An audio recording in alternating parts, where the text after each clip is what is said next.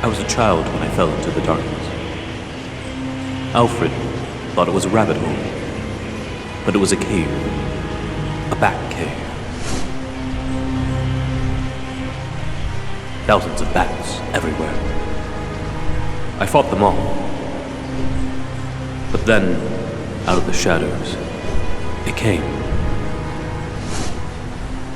Gliding with ancient grace, unwilling to retreat as his brothers did. Eyes gleaming, untouched by love or joy or sorrow. Breath hot with the taste of fallen foes, the stench of dead things. Surely the purest warrior ever known. The only evil I've never been able to face. Most people think I became Batman to fight crime. I became Batman to fight that fear. And then, I became the fear.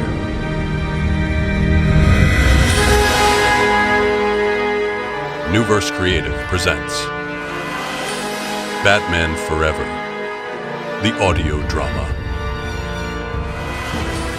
Based on a screenplay by Lee and Janet Scott Batchelor,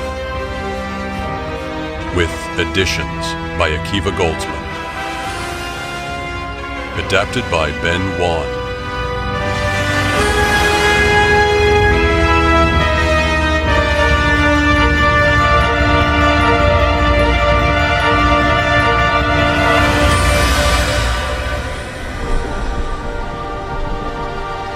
Arkham Asylum was home to Gotham City's most notorious criminals. Inside, head psychiatrist Dr. Burton roamed the halls, arriving at the cell of his patient Harvey Dent. Years ago, Dent had been a crusading district attorney against crime in Gotham, but to clean up the streets, he needed help. That's when he was visited by Batman. Together, they had made a pact. Harvey would bend the rules and allow a vigilante like Batman to bring in criminals. In exchange, Batman would protect Harvey. As a team, they took down the remaining crime boss in the city, Boss Maroni.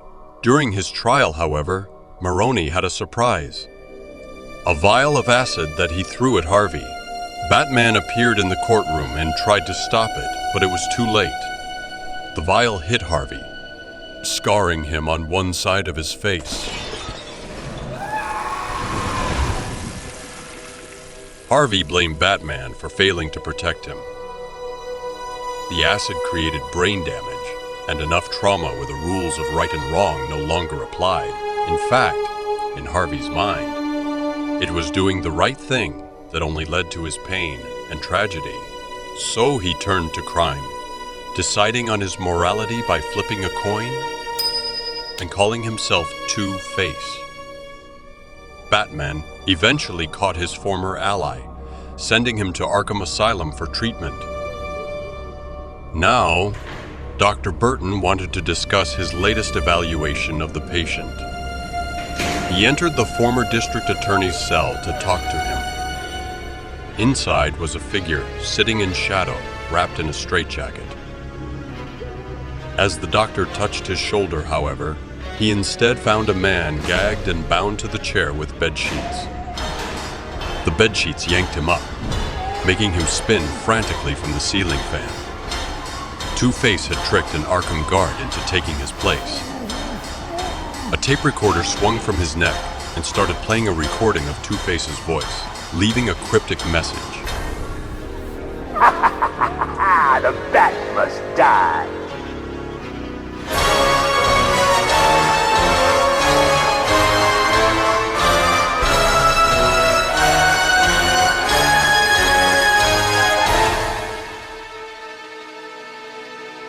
The next day, word spread across Gotham of Two-Face's escape. Batman, in his civilian identity as Bruce Wayne, heard the news, but couldn't be too distracted right now. Today was his review of the Wayne Tech division in his company. An entourage of junior execs trailed his every step as he strolled down the aisles, led by the head of the department, Fred Stickley. Among the employees, one took a particular interest in seeing the big boss there. Edward Nygma sat in a cluttered cubicle. Surrounding him were crossword puzzles, Rubik's cubes, and various games. As a child, he had always loved puzzles. He loved them so much. In fact, he had even changed his last name from Heckendorf to Nygma, just to make his name sound like Enigma. He had also idolized Bruce Wayne, feeling a kinship towards the tech genius. He had a shrine to Bruce on his wall, covered in newspaper headlines and magazine covers. Now, finally seeing his idol, he mustered the courage to approach Bruce. The department head, Fred Stickley, gave him a disapproving look. I'm sorry, Mr. Wayne. I've tried to keep him away from... There's always time for an employee, Fred. And you are? Me? Edward Nygma, sir. Sorry, it's just I've waited forever to meet you, and it's almost as if someone's been trying to keep us apart. What's on your mind, Edward? Exactly. What's on all of our minds? Brainwaves. The future of Wayne Tech is brainwaves. I really do apologize, Mr. Wayne. His project was terminated this morning. Edward revealed a contraption with a headset that he affectionately called the box. Imagine it, Mr. Wayne. To beam information directly into the brain. No more school, just dial the program and you're an expert. No more painful experiences, no more failure. Everyone can be something, someone. I just need a bit more funding for human trials. But as Edward kept talking, Bruce noticed the view from the window. Out in the city, the bat signal was beaming against the forming clouds. Batman was needed, which meant Bruce Wayne needed to leave. Now. Surely you can see I'm handing you the future. We'll be in this together, partners. Thanks. Call my secretary and she'll set something up. Bruce turned, but Edward suddenly grabbed his arm. The room went silent. Mr. Wayne, please. Just say yes. I'm sorry, Ed, then the answer's no. Tampering with people's brainwaves is mind manipulation. It just raises too many question marks. Bruce walked off, leaving Edward shattered. We're supposed to understand. I'll make you understand.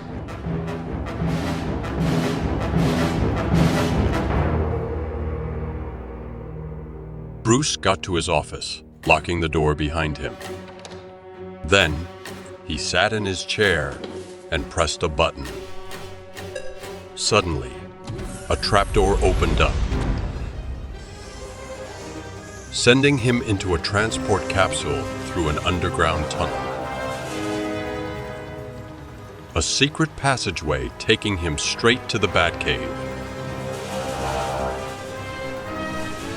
There, he donned the cape and cowl of his alter ego, transforming himself into Batman. He then took off in the Batmobile.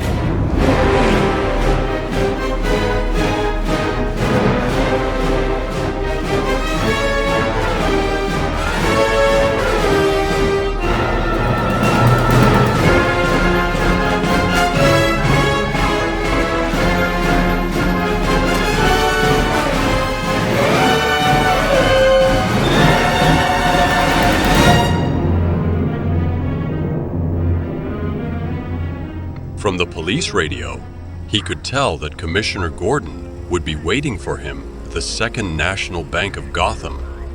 He arrived, finding Gordon with a woman he had never seen before. 2 guards dead. He's holding a 3rd hostage. Didn't see this one coming. We should have, though. $2 million waiting to be transferred from the Second National Bank of Gotham on the 22nd. How could Two-Face resist? Batman, I'd like you to meet Dr. Chase Meridian. She specializes in the treatment of dual personalities. Harvey's case is especially interesting because of the severity of the personality split. You might have some interesting insights into someone like him. What makes you think so? Let's just say I could write a heck of a paper on why a grown man dresses up like a flying rodent. Bats aren't rodents, Dr. Meridian.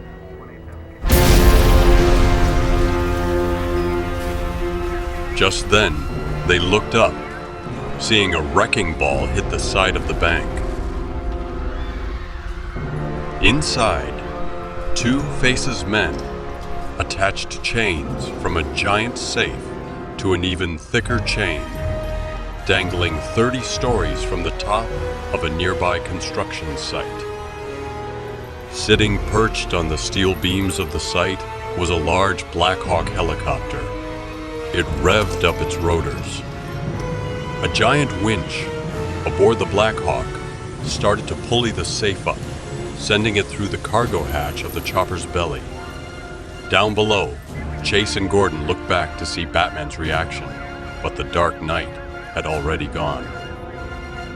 Inside, Two-Face and his men saw the lights above the elevator move up from floor to floor. Batman was on his way. Boys, welcome our guest. When it reached their floor, the doors opened. Two-Face's men fired away.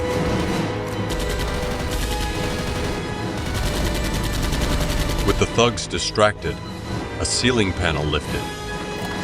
Batman dropped into the room and fired knockout gas in one of their faces.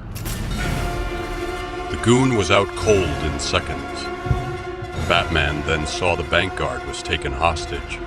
He hooked a line from the ceiling opening to the guard's bound feet and yanked it, whisking the guard up and out of danger.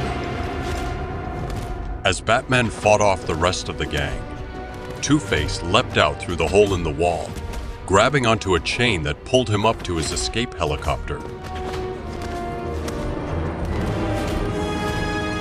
After taking down the last thug, Batman saw that the copter was taking the giant safe with it. Thinking quickly, he leapt onto the safe, then pulled out a blowtorch from his utility belt, slicing through the chain. He held onto the remaining chain as the safe fell, crashing more than 40 stories below. Down on the ground, Dr. Chase Meridian looked up, impressed. Just who was this man? Up above, Batman held tightly onto the chain of the ladder, with the helicopter swinging him above Arkham Square. Two-Face's pilot tried to shake him off, but Batman pulled his way up the chain and into the helicopter, charging at Two-Face. During the scuffle, Two-Face fired at Batman, but hit the pilot instead. Both Batman and Two-Face rushed to the front, wrestling for control inside the madly lurching helicopter, which was heading straight for the giant Lady Gotham statue in Gotham Harbor. There's only one way out of this waltz, Bats. One of us dies! I won't kill you. But Batman had Harvey by the throat. Fingers squeezing tight, Harvey struggled, then began to laugh. What? Batman doesn't kill? What's that little curl of your lip? What's that homicidal gleam in your eyes? You're a killer too! Harvey's words seemed to shake Batman, giving the criminal enough of an opening to kick him away. Two-Face then jumped out of the hatch with a parachute. With no time left, Batman dove after him, just as the helicopter crashed into Lady Gotham.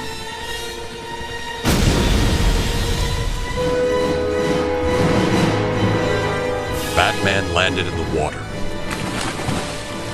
As he floated, he suddenly was hit with memories from childhood. 2 gunshots. Pearls hitting the pavement. A boy running through a storm. A red leather-bound book clutched in his hands. A fall down a narrow stone chute in a cave. And a bat, huge, evil, screeching. And then, Two-Face's words haunting him. You're a killer too!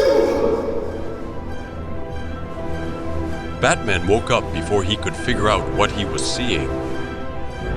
He rose up to the surface. Two-Face was nowhere to be found.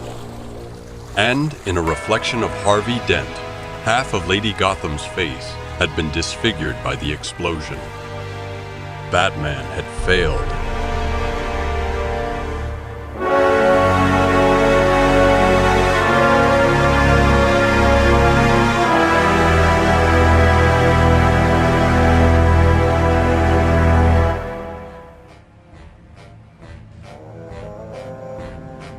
Over at Wayne Enterprises, Edward Nygma was staying up late to work on his invention.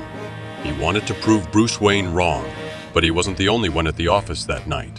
Anticipating that Edward would do something unauthorized, his manager, Stickley, found Edward in his cubicle.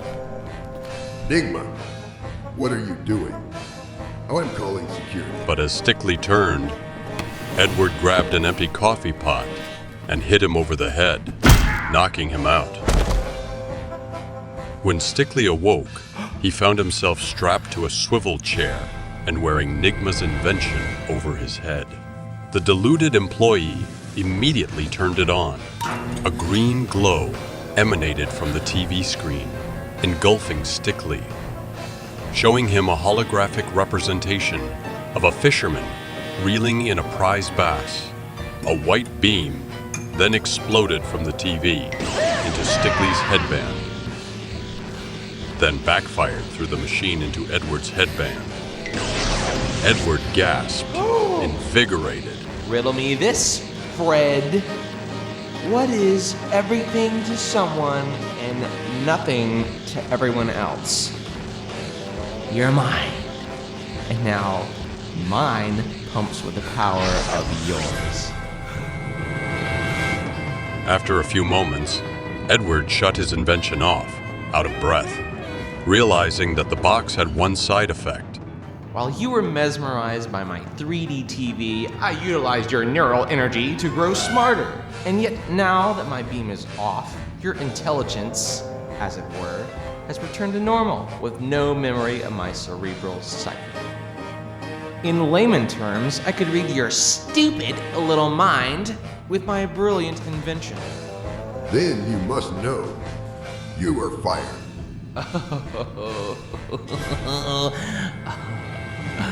I don't think so. Edward shoved Stickley, sending him careening across the slick floor, trapped and bound to the swivel chair. He crashed through the window, falling out to his death. Edward turned to the pictures of Bruce Wayne in his cubicle and started ripping them off. Question marks, Mr. Wayne? My work raises too many question marks? Here's one for you. Why hasn't anybody put you in your place?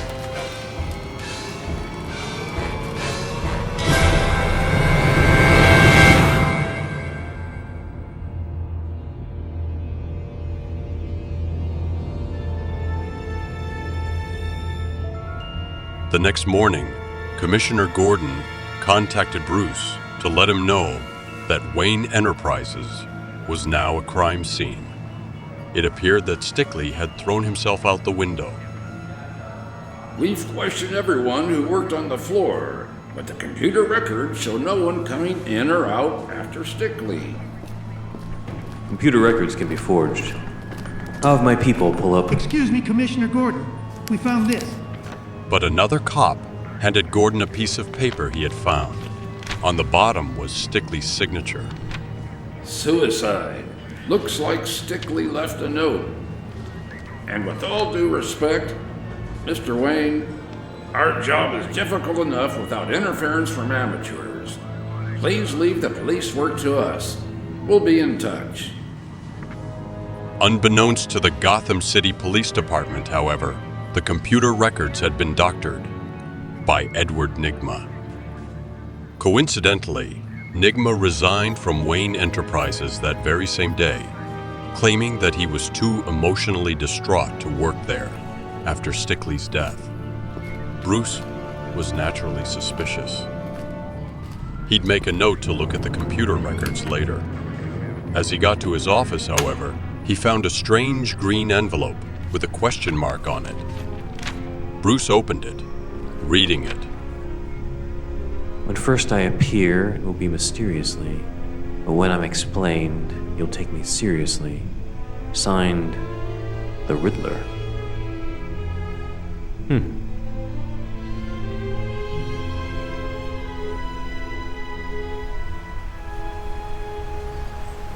That night, in the Batcave, Bruce overheard a talk show discussing Batman's battle with Two-Face.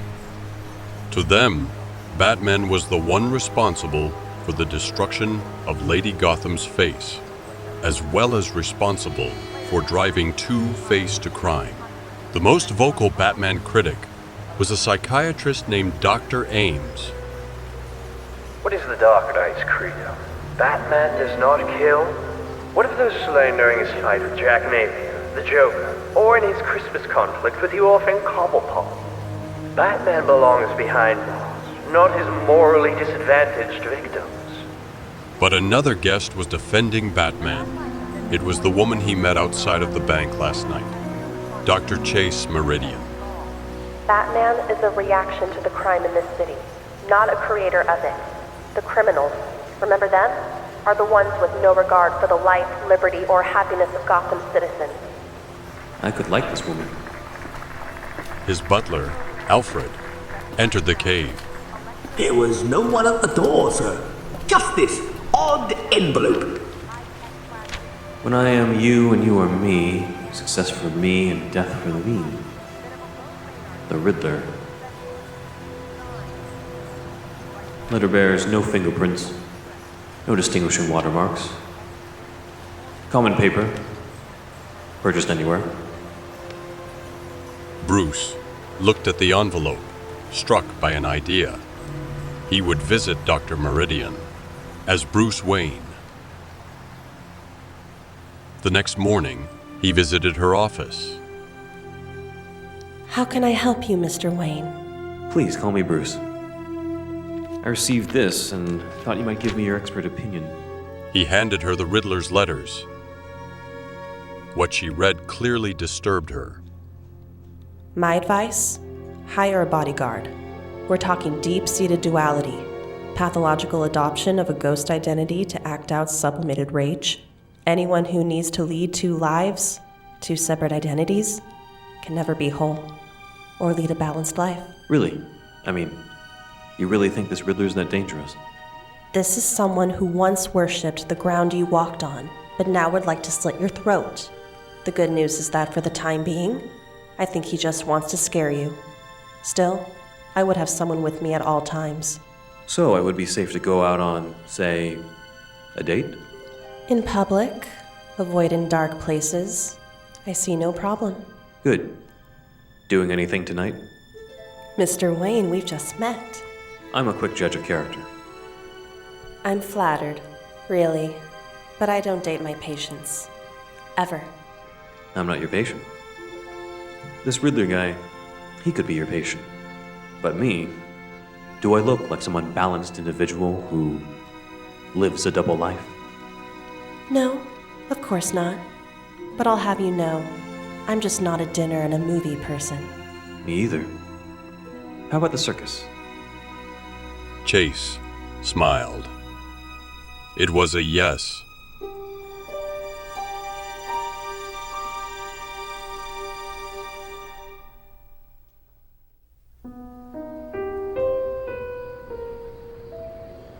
That week, Bruce took Chase to the charity circus at the giant Gotham Hippodrome. Knowing Bruce would be there, however, Edward Nygma arrived at the circus too. He spotted Bruce with Chase as they walked through the concession booths. A big sign read, "Larry the Leprechaun tells your fortune." Shall we check out our future together? Bruce and Chase went in. Edward quickly went around the back, finding Larry the leprechaun. Before the man could stop him, Edward put the helmet on him, connecting him to the box. The leprechaun dropped into his chair, zoned out on the TV. With the real fortune teller occupied, Edward took the leprechaun outfit for his own, using a green mask to hide his face. He then walked out, greeting Bruce and Chase.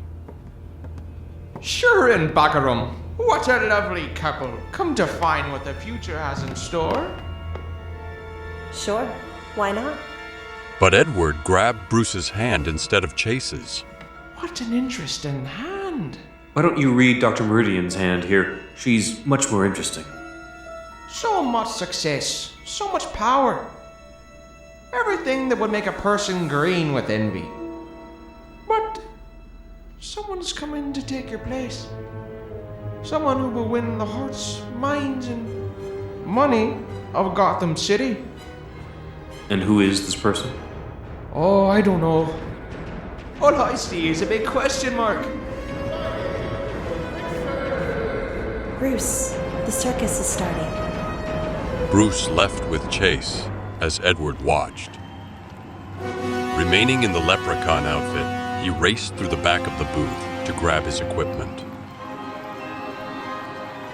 In the Hippodrome, the crowd was enraptured by the acrobatic family, the Flying Graysons. They flew 70 feet above the ground, risking life and limb. Bruce and Chase joined the audience in applauding as the Graysons performed triple flying somersaults. The youngest member of the family, Richard, or Dick, as his family called him, performed his own specialty act, the quadruple flying somersault. He swung out on the trapeze, flinging himself into the air, spinning through space. Finally, he reached his arms out, and his father caught him, delighting the crowd. Dick smiled. His father was always there to catch him. As the Graysons recovered, however, a sinister voice announced himself from below. Ladies and gents, may we have your attention? We're here to bring you absolute chaos and true justice, which, my darling ignorant friends, are no more or less than two sides of the same coin. Tonight, a new act for your amusement. We call it Massacre Under the Big Top! Everyone recognized who the newcomer was. Two-Face. His men, dressed as clowns, fired into the air.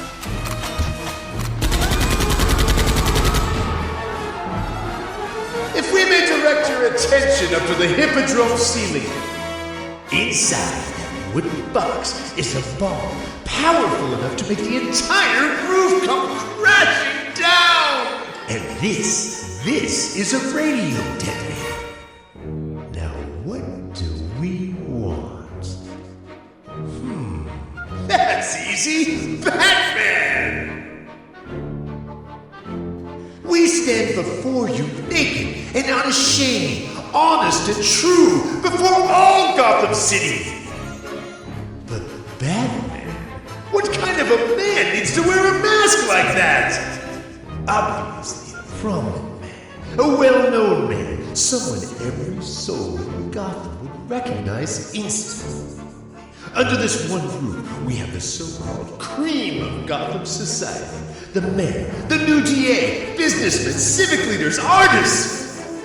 Why not Batman? How about it, Bats? Are you here tonight? Are you enjoying the show? Reveal yourself. We'll disarm the bomb and everyone can go home. Otherwise, kaboom! And with that, Two-Face activated the countdown. The crowd now had 2 minutes to live. Bruce stood up to stop Two-Face. no secret was worth innocent lives. But Chase, misunderstanding his actions, tried to pull him back into his seat. Bruce, there's nothing you can do.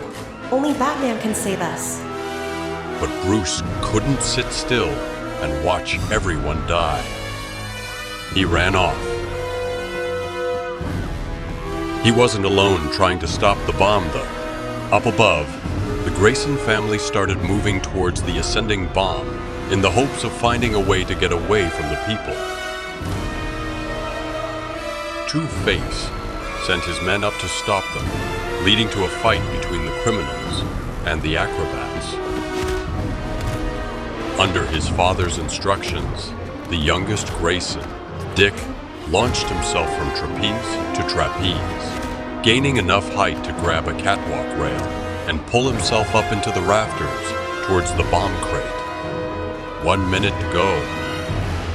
Dick reached the bomb crate. He untied it from its moorings, grabbed it, then ran down the catwalk with it to a maintenance ladder, leading through a roof hatch. As the rest of his family struggled against Two-Face's henchmen, one thug hit Mrs. Grayson off the platform, but she managed to snag a trapeze with one leg. Mr. Grayson and the rest of the family went off, forming a human chain to reach her. Down below, Two-Face opened a trapdoor to escape, but wondered if he should punish the heroic Graysons for trying to stop him. The universe is the same question, life or death. He flipped his coin. It landed the scarred side. Bruce saw what Two-Face was about to do and sprinted towards him. As he did, his mind saw flashes of more memories again. An alley, a man in the shadows, a gun. Distracted, he missed a henchman in his blind spot, who knocked Bruce down flat, stopping him from reaching his boss. Then, Two-Face raised his gun and fired 2 shots. The first bullet only cut, but the second severed through the ropes, holding up the acrobat family. Bruce and the rest of the crowd watched in horror as the Graysons fell.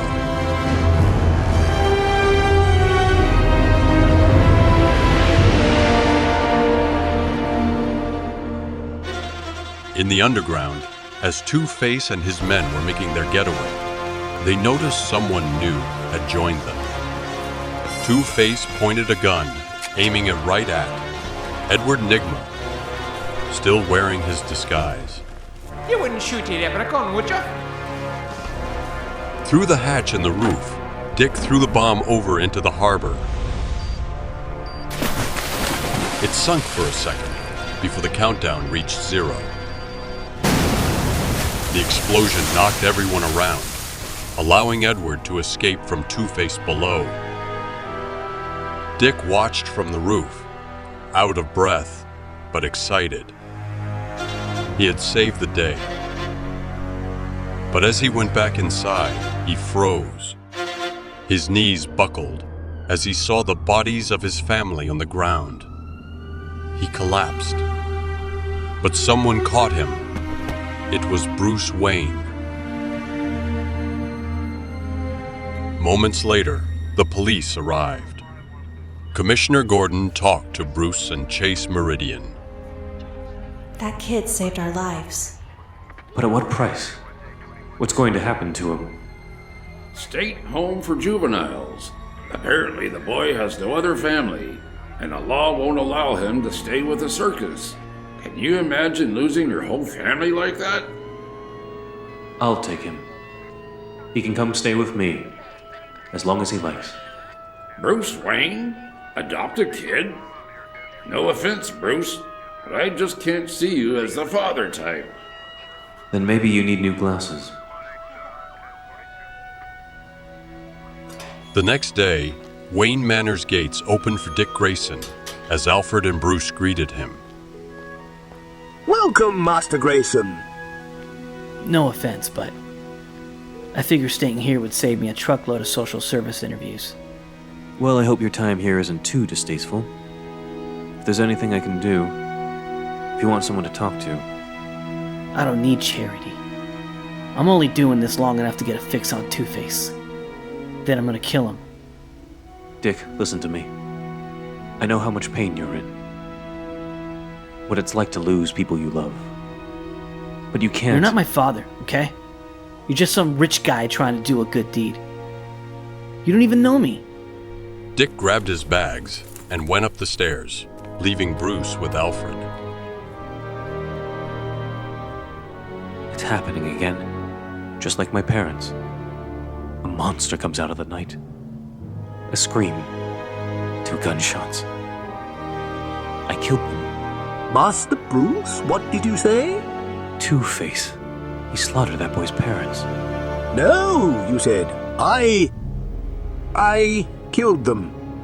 Bruce blinked. Did he? What was happening to him?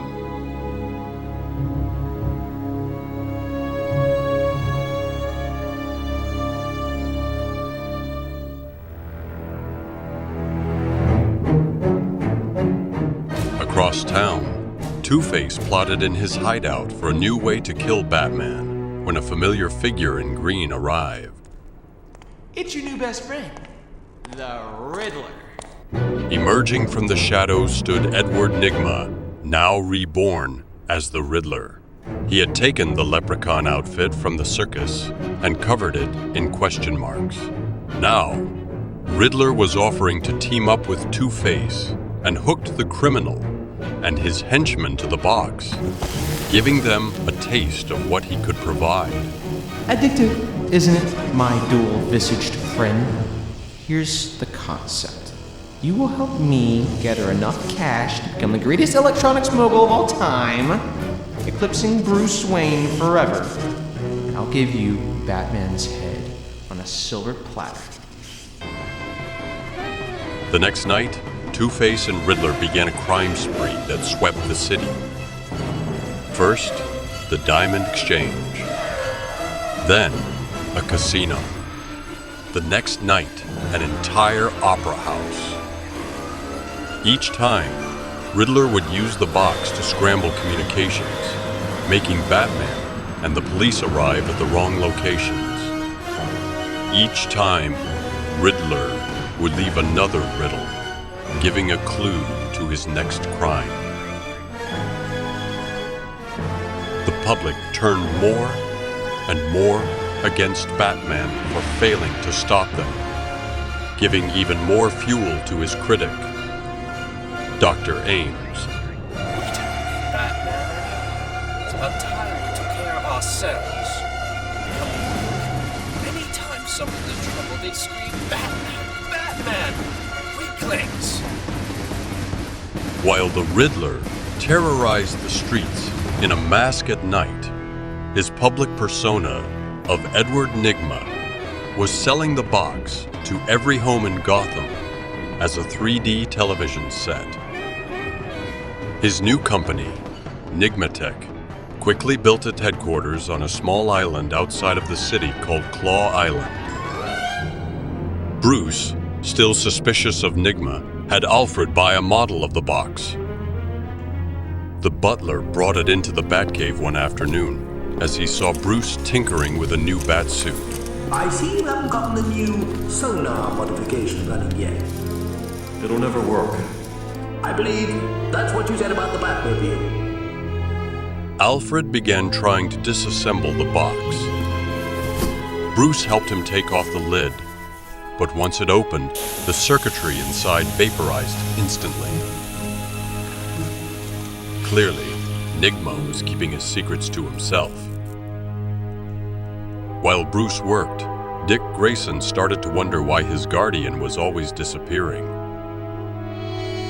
He had witnessed Bruce constantly enter the only locked room in the mansion. One night, he watched Alfred unlock it and go in. Before the door closed, Dick leapt over the banister, grabbing the chandelier. Then, he slid down a tapestry before reaching the floor, where he made one more slide into the passageway before the door slammed. As he crept in, he was immediately struck by how cold and dark everything was. Then, he saw exactly where he was standing.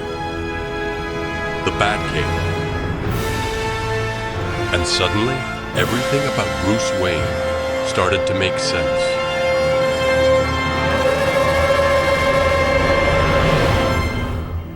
Meanwhile, in the city, Bruce was visiting Dr. Chase Meridian. Ever since his confrontation with Two-Face in the helicopter, his dreams and memories had been getting worse. My parents were murdered in front of me. I was just a kid. I can't remember exactly what happened. I had flashes. I'd gotten used to them. But now, there's a new element. A red leather book. Bruce, you're describing repressed memories. Images of some forgotten pain trying to surface. Is it possible there's an aspect of your parents' death you haven't faced? Bruce stopped as he noticed that Chase's desk was a shrine to Batman, containing what little photos, articles, and footage there were of him from over the years. Why do I feel like the other man here, Doctor? Please don't change the subject. I want to help. I'd say all this goes a little beyond taking your work home. All right. He's fascinating. Clinically. Why does a man do this? Look at this footage of him fighting Catwoman. Look at the abuse he's taking. He's not just fighting criminals. He's punishing himself. It's as if he's cursed to pay some great penance. What crime could he have committed to deserve a life of nightly torture? As Bruce thought over her question, his watch buzzed. On the video screen, Alfred appeared. Sir, I'm afraid I have some rather distressing news about Master Dick. He's gone traveling. He boosted the Jag? No, sir. The other car.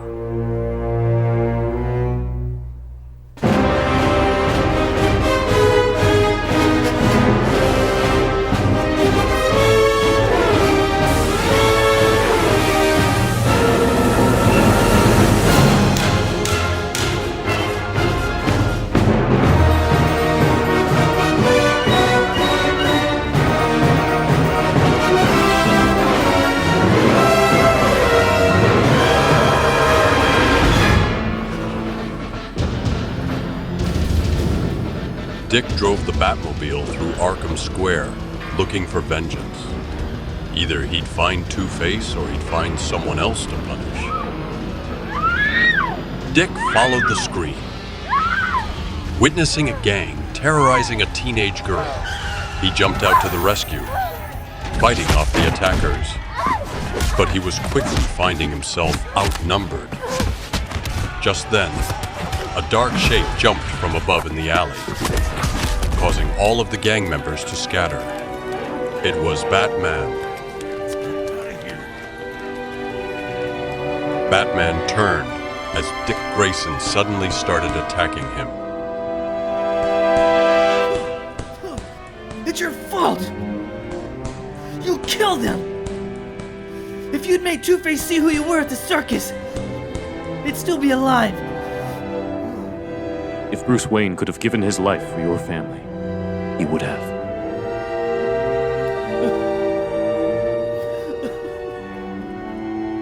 Finally, from all the loss and pain, Dick broke down crying.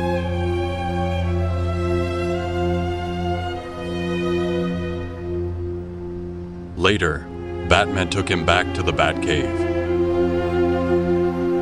All I think about every second of every day is getting Two-Face. But when I was out there tonight, I imagined it was him I was fighting. Even when I was fighting you.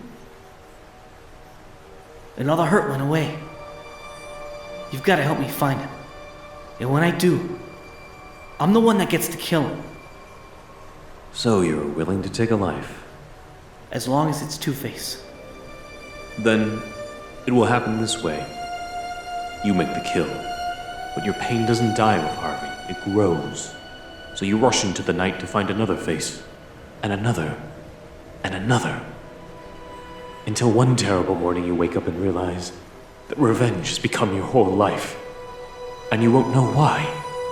Only that somewhere in the night it stopped being a choice. You can't understand. Your parents weren't killed by a maniac. Yes, they were. We're the same. You don't know what it's like. You give up real life. You live in shadows. Always hiding. Loneliness.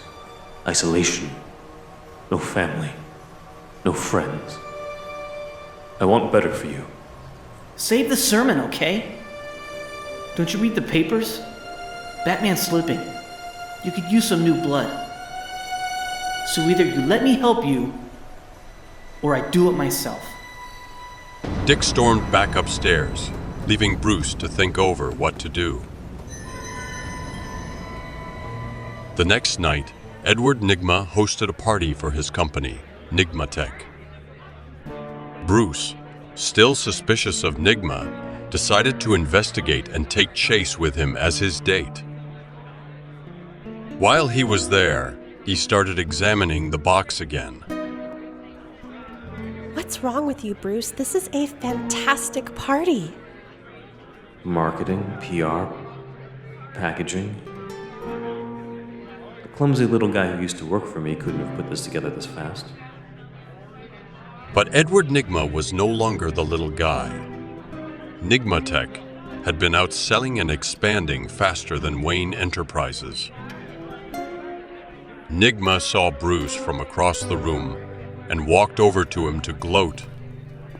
He was dressed in the same exact suit with the same haircut, making himself a mirror image of Bruce Wayne. We meet on even terms, at last.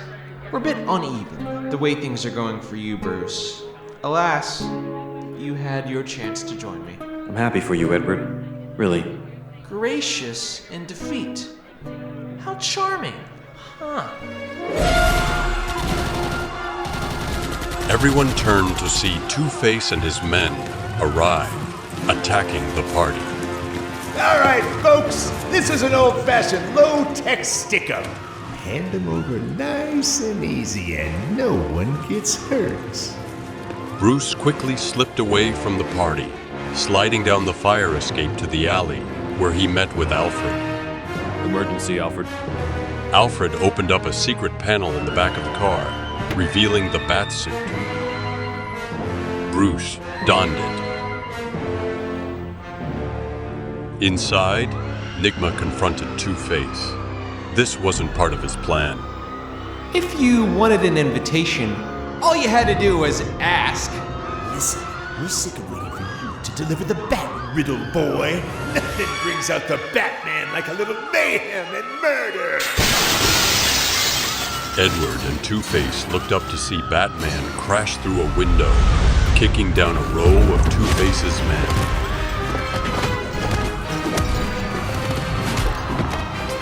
With Batman and the police closing in, Two-Face and the others scrambled over into the express elevator. Batman pulled out a handful of bat cuffs and threw them towards the closing thugs. The cuffs honed in on their wrists. They fell to the ground, cuffed. Batman looked over to the elevator. The floor counter ticked down to the bottom level. He went to the balcony and leapt, gliding 60 floors toward the street, as he saw Two-Face and his men run down a subway platform towards a tunnel. He's right behind us! Excellence! Two-Face grabbed the nearest hostage on the platform. It was Dr. Ames, the Batman critic on TV. Two-Face shoved his gun to the doctor's chin. We know you. You bored us on TV. Batman, help me! Batman threw a batarang, hitting Two-Face in the hand. He dropped his gun and ran off. Dr. Ames stared at Batman in newfound gratitude as the Dark Knight chased Two-Face into the subway tunnel. With Batman on his tail, Two-Face smashed an old gas pipe, then yanked it away from the wall. He then grabbed a grenade launcher from his men and fired. Flames erupted in a huge fireball, heading straight towards Batman. Batman quickly covered himself in his cape. It protected him as the fireball barreled right over him, dissipating into smoke. Two-Face lowered the grenade launcher, satisfied. Finally! Next, the Riddler! But then, through the smoke and fire, Batman rose up from the ground, arms open, spreading his cape-like wings. He charged towards Two-Face like a demon. Two-Face and his men took off. Batman followed them further, ending up in a tunnel under construction. It was dark, only lit through stained glass panels connecting to the sidewalks above. Two-Face hid behind a scaffolding. With one push, he shoved the scaffolding over. It collapsed on Batman, sending rocks and debris over, half burying him. Batman was trapped. Thirsty for revenge, Two-Face strolled up to the Dark Knight's fallen form. But just as the criminal was about to kill him, there was a crash from one of the panels above. It was Dick, wearing an improvised costume rigged from his circus outfit. He wore green shorts, a yellow cape, a black mask, and a red vest. He landed on Two-Face, knocking him backwards. As Two-Face's men came to his defense, Batman struggled out of the rubble, helping Dick. Together, Batman and Dick fought off the henchmen as a team. With Dick's acrobatic agility at play, he was too fast for the thugs to even aim a fist at. With Batman and his new ally distracted, however, Two-Face made his escape through the tunnel. Batman tried to chase after him, but stopped, finding that the tunnel now broke into 4 passages, making it impossible to tell where he went. Batman turned to Dick, looking over his colorful costume. Great camouflage. In a paint factory, maybe. Hey, I saved your bat butt back there. I think a little appreciation is in order. Who are you supposed to be in those colors? Robin Hood? Just then, Commissioner Gordon and reporters gathered towards the scene. Who's the boy wonder, Batman? Dick looked over at Batman, who caved in. Because the costume reminded him of Robin Hood, Batman decided to call him Robin. His name's Robin. And with that, the dynamic duo was born.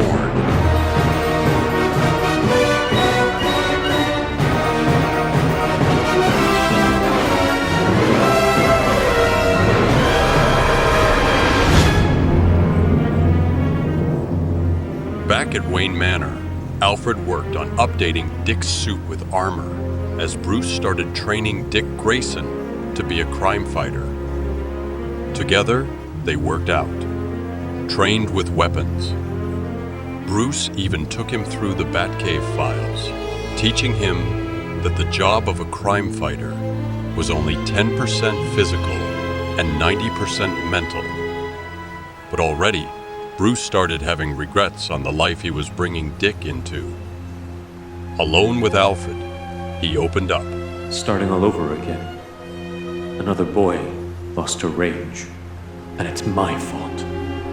If Harvey hadn't come gunning for me at the circus, his family. Why do I keep doing this? Jack Napier's dead. Your parents are avenged. The Wayne Foundation contributes a fortune to anti-crime programs. Police handle much of the villainy. Why, indeed? Chase talks about Batman as if he were a curse, not a choice. What frightened me the night of my parents' wake? sent me running into the storm? I don't know. Such tragic loss. Rain fell like tears. I remember racing through the fields, falling into the cave, the bat chasing me. But there was something else, something I was running from. Did I create all this because a little boy was scared of a monster in the dark? I thought I became Batman to fight crime. But maybe it was to fight the fear. And instead, you became the fear. If I quit, would Two-Face? Could I leave the shadows, despair Dick, have a life, friends, family? As Bruce thought it over, Two-Face returned to Claw Island, drawing a gun on Riddler. I have all the muscle. I know how your brain straw works. Why do I need you? I flipped the coin. Guess who lost? Of course.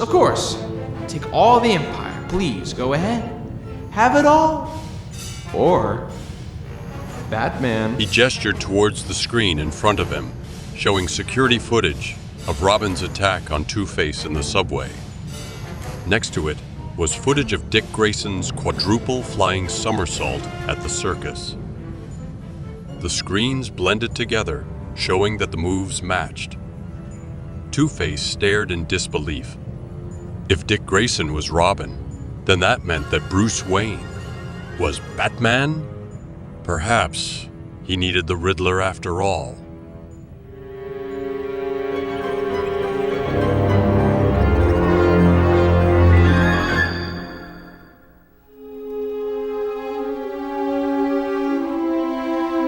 The next night was Halloween, and Bruce was preparing to quit as Batman.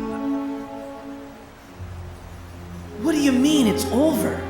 Without Batman, you'll never track Two-Face down. Never get close to him. So, from this day on, Batman is no more. You can't quit. There are monsters out there. Batman has to protect the innocent. I've spent my life protecting people I've never met. Faces I'll never see. Well, the innocent aren't faceless anymore. If I let you lose yourself to revenge, all I've lived for will have been for nothing. Batman has to vanish, so you can live. Maybe, so we all can. Dick turned away. He would have to get Two-Face on his own now. As Bruce went to his date, Dick went into the costume vault for the new Robin suit that Alfred had made him. He grabbed it and took off. Back upstairs, Bruce met with Chase, who had news. I think I found something about your dreams. I pulled the files on your parents' murders. There was a missing diary. Alfred told the police your father always kept it on his desk. But the day after the murders, it was gone. Maybe that's the book? But Bruce stopped listening. He pressed his eyes hard. He was now seeing a series of images. It's happening again. Flashes, images of my parents' deaths. Your memories are trying to break through. Let them come. I'm not sure I want to remember. You braved those thugs at the circus. Braved your parents' death. You can brave the past. My parents are laid out in the library. My father's diary is on his desk, like always. I'm opening the book. Reading. I'm running out into the storm. The book is in my hands. I can't hear my screams over the rain. I'm falling into a hole. What hurts so much, Bruce? What did the book say? The last entry read, Bruce insists on seeing a movie tonight. Bruce insists. I made them take me to that theater. I killed them. That's what I couldn't remember. That's the crime I've been paying for all these years. While Bruce and Chase were left reeling from this, Alfred answered the door to greet trick-or-treaters. Immediately, he was hit over the head by a large cane. Its handle was shaped like a question mark. the Riddler and Two-Face had arrived to storm Wayne Manor. One was there to attack Bruce Wayne, the other to attack Batman. Two-Face and his men stormed Bruce's study, forcing Bruce and Chase to fight them off. Meanwhile, Riddler used an electronic scanner to find the entrance to the Batcave. Delighted, he proceeded to use explosives, destroying Bruce's tech, ending with the Batmobile.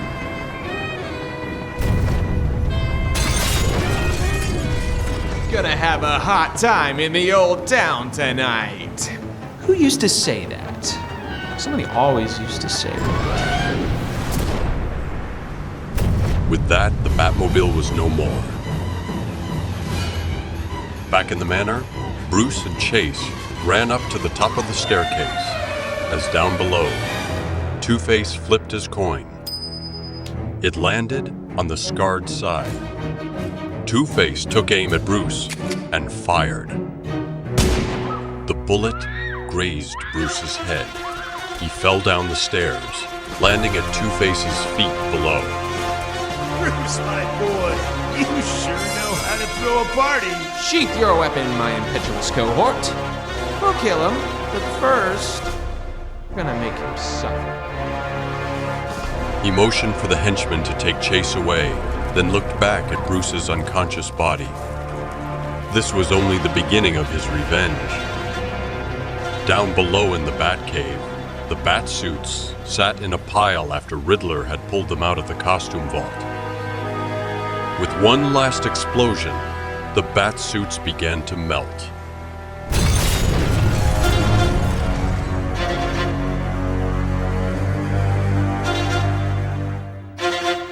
The next morning, a doctor arrived to examine Bruce.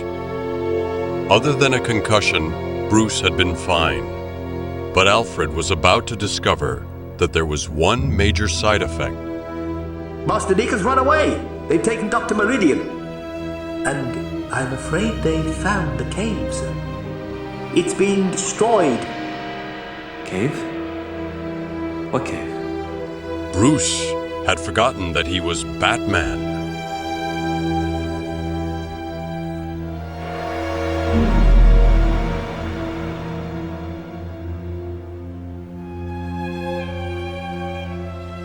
With Chase's life at stake, Alfred took Bruce down into the Batcave.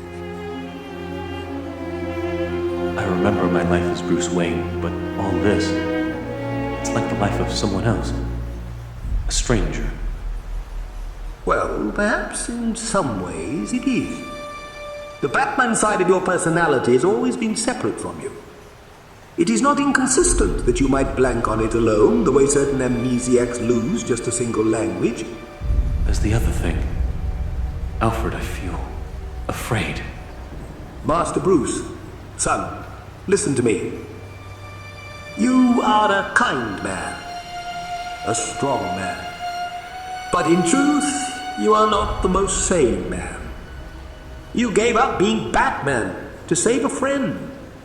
But perhaps you also gave him up because you never faced why you became him in the first place. What are you saying, Alfred? I think you never dealt with your parents' death. Rather than brave your nightmares, you became one yourself.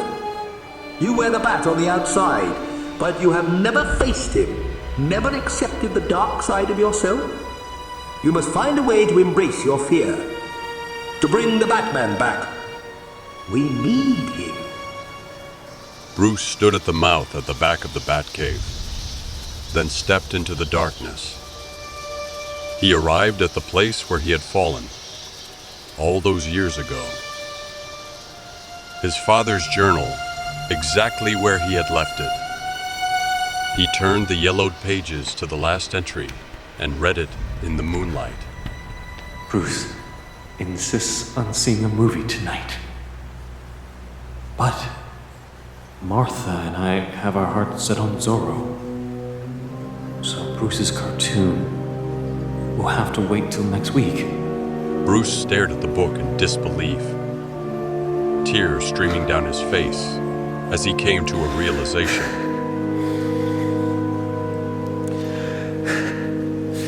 Not my fault. It wasn't my fault. Then, in the darkness ahead, a shape moved, slits opening to reveal two familiar blood-red eyes, untouched by love or joy or sorrow. The giant monarch bat spread its wings, huge as it rose, suddenly airborne, rushing toward him. Bruce tried to run, but remembering Alfred's words, he stopped, then turned and faced the monster that was screeching towards him. Glistening fangs, barely inches from his face. It stared into Bruce's eyes, spreading its wings wide. And Bruce raised his arms in turn, a living mirror. The two stood facing each other, man and bat. In the moonlight on the wall, their shadows began to blend, to merge, becoming one.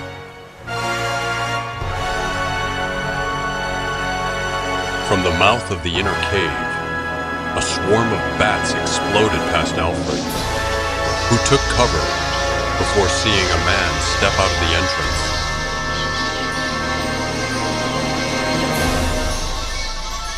Master Bruce?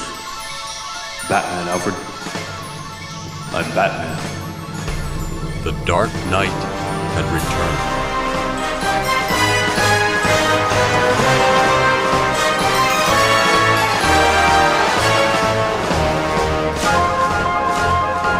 In the sky, the bat signal shone over Gotham City. But soon, a giant holographic green question mark started projecting around him. At his headquarters in Claw Island, the Riddler looked at his handiwork, satisfied. His hostage, Chase, was tied up a few feet away. She had watched him use the box, and she knew what it was doing to his body. There's a reason we only use a fraction of our brains. You're cutting neural pathways faster than your consciousness can incorporate them. You're frying your mind. Spoil the mood, why don't you? Nap time, gorgeous. Riddler pulled out a hypodermic needle.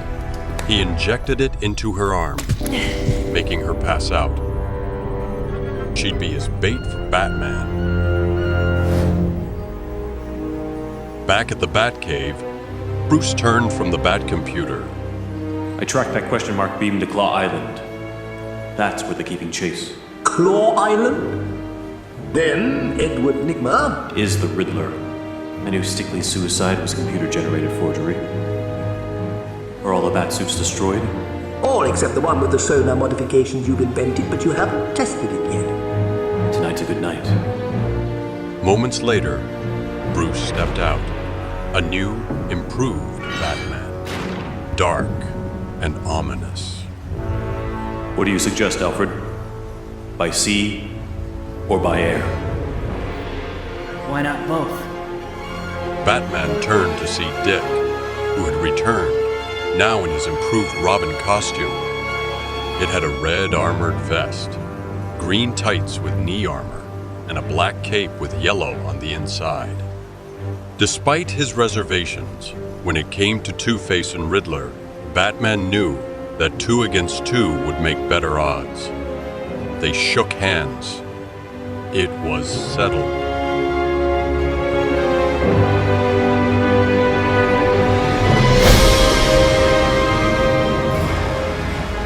Outside, in Gotham Harbor, the Batboat raced through the darkness, with Robin at the controls, as Batman piloted the Batwing towards Claw Island. As they closed in, searchlights atop the island popped up, one by one, flooding the area with overpowering light. A mortar shell hit the Batboat. Then, another. Robin abandoned ship jumping into the water as a third shell made one final hit, blowing up the Batboat. Robin attempted to swim, but underwater floodlights flipped on around him. From every direction, frogmen in green wetsuits swam towards him, armed with spear guns. Up above, Batman used his infrared sonar screen, seeing Robin in trouble underwater. He piloted the Batwing right into the harbor, where it transformed into a submarine. The Bat-Sub rammed into the frogmen, attacking Robin and launched Batman into them. He was wearing a rebreather and steering an underwater jet unit. The frogmen fired at this manta ray Batman, but missed as Batman rammed into them. One frogman grabbed Robin, who tried to pull him off but couldn't get a grip on him. Then the goon felt a presence behind him. He turned to see Batman, whose fist smashed the glass of his mask. Batman and Robin gathered the frogmen up to the surface, all captured in a net. Then they made their way to the shore of Claw Island and stepped inside the main building, finding themselves in an intertwining complex of geometrically impossible castle-like stairs and walkways. Ceilings looked like floors and walls. Gravity functioned in all directions. He's bombarding our brains with theta radiation, interfering with our neural receptors. Batman! Batman and Robin saw Chase, with Two-Face holding a knife to her throat. You want the lady? Come and get her! Batman and Robin raced up the stairways as Chase kicked Two-Face in the shins, breaking away. The mad pursuit was on. Chase, unable to reach Batman. Batman, trying to reach Chase. Robin, trying to catch Two-Face. Two-Face, trying to elude Robin, but still trying to catch Chase. All running in different directions, finding themselves upside down, sideways, right side up. Batman finally tracked down Chase, only to find that it was an illusion. It had really been Two-Face's henchman. Batman knocked him out. Across the room, Robin managed to tackle Two-Face. They landed in a hallway of funhouse mirrors. Robin shoved Two-Face into one and proceeded to take out his revenge on the man who murdered his family. This is for my mother, my father, my sisters, my brother, and this is for me. Batman ran over as Robin grabbed Two-Face's knife off the ground. You'd be doing us a favor. Just make sure to strike twice. Robin hesitated. He looked up, seeing the hall of mirrors. One mirror then changed to glass, showing Batman on the other side. Robin, no. What are you waiting for? You know you're dying to do it! No. Robin dropped the knife. Deep down, he knew Batman was right. But Two-Face saw his chance. He pounced on Robin, making him his prisoner. Robin. He ran after them, but they had disappeared.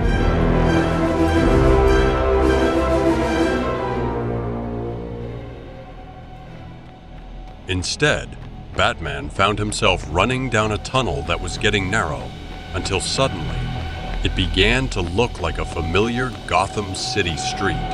Not just any street.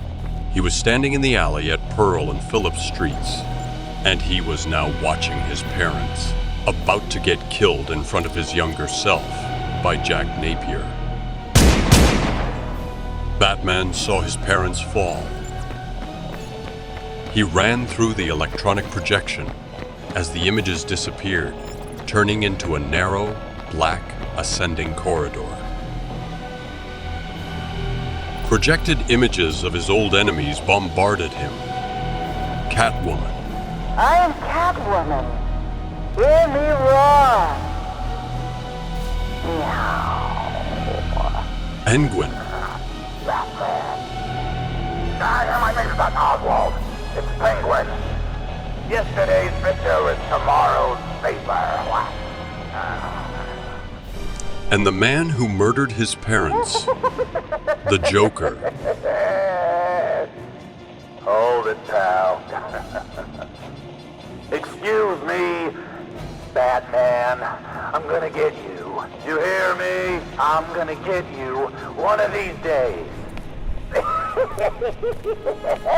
Passing through them, he found a door shaped like a question mark and opened it.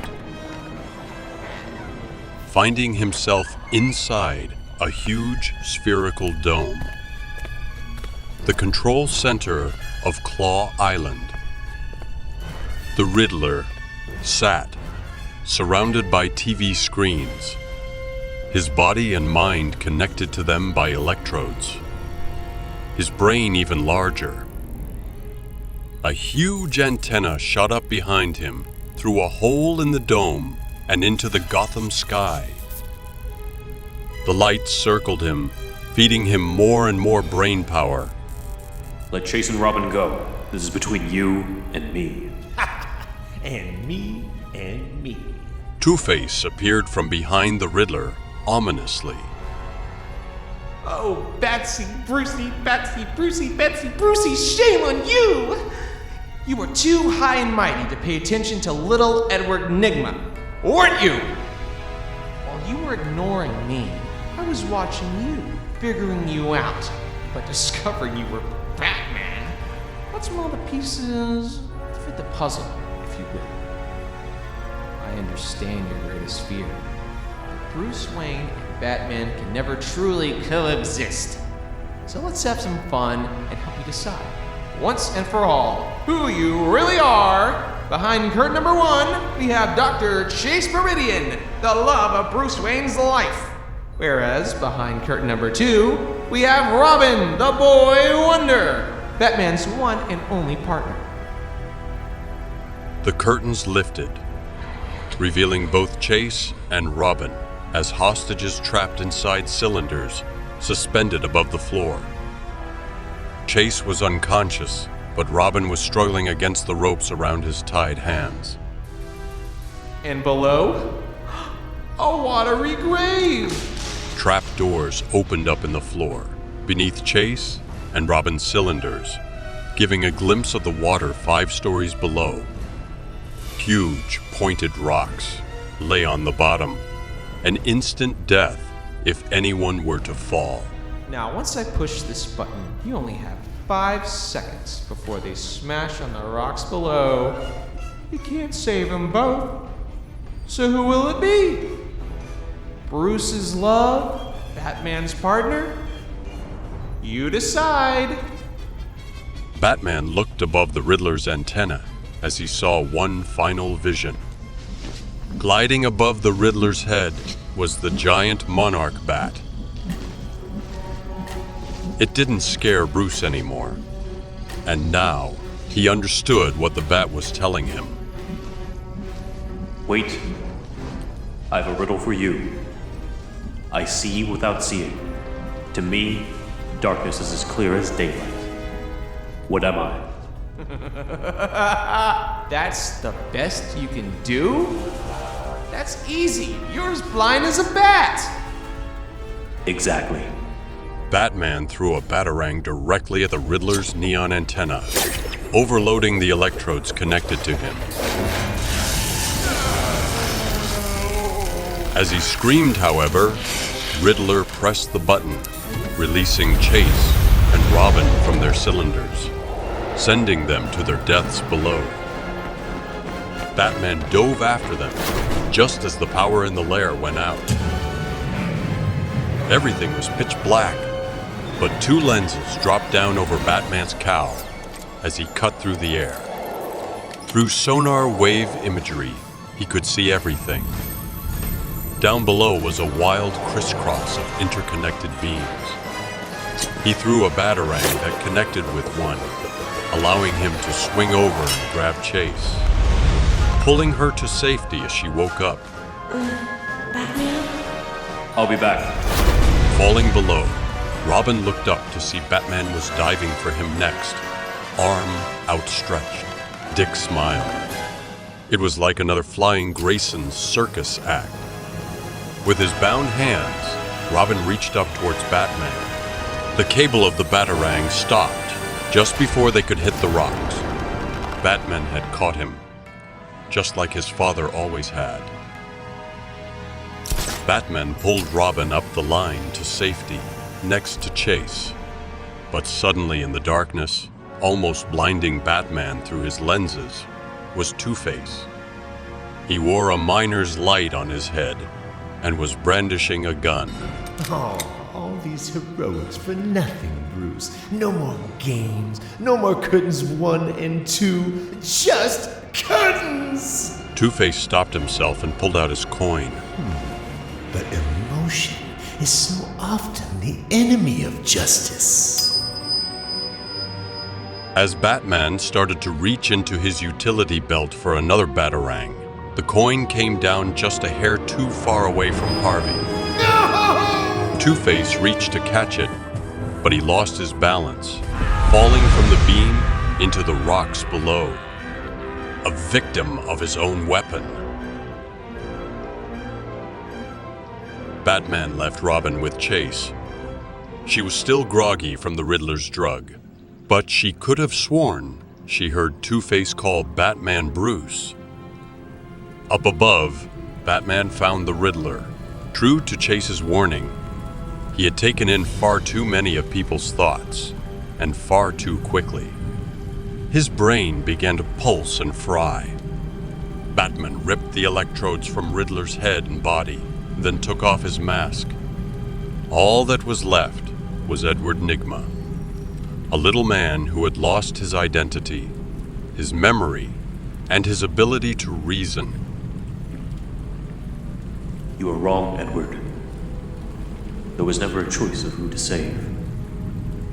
Just as there was never a choice for me.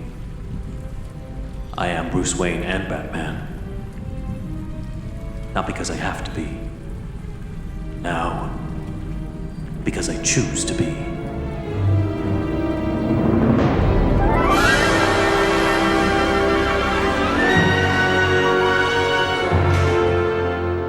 In Arkham Asylum, a new patient had taken Two-Face's old room. That night, Dr. Chase Meridian came to visit the Riddler. Edward, Dr. Burton tells me you know who Batman is. I can't tell you. You don't say please. Edward, please, who is Batman? Edward suddenly appeared, the sleeves of his straitjacket flapping around him like a bat. I am Batman.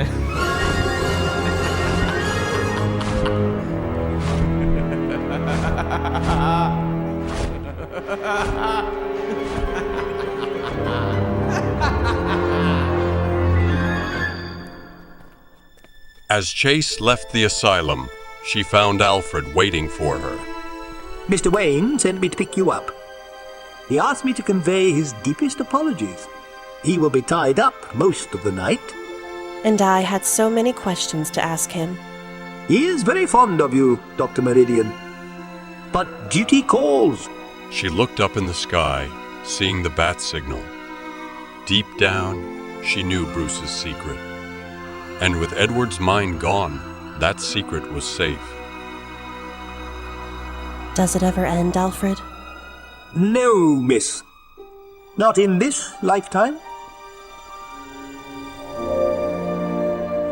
Batman and Robin stood at the edge of a building, keeping vigil over the city.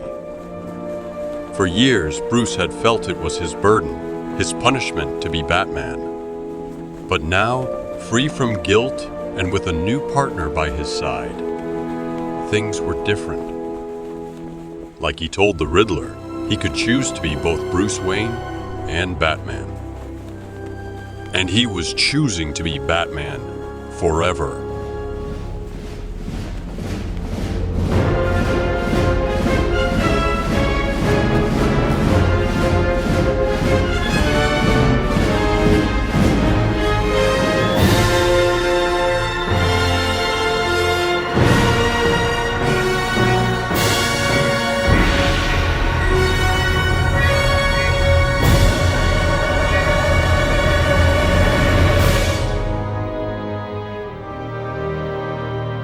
You've been listening to Batman Forever, adapted for audio by Ben Wan, and written by Lee and Janet Scott Batchelor, with additions by Akiva Goldsman.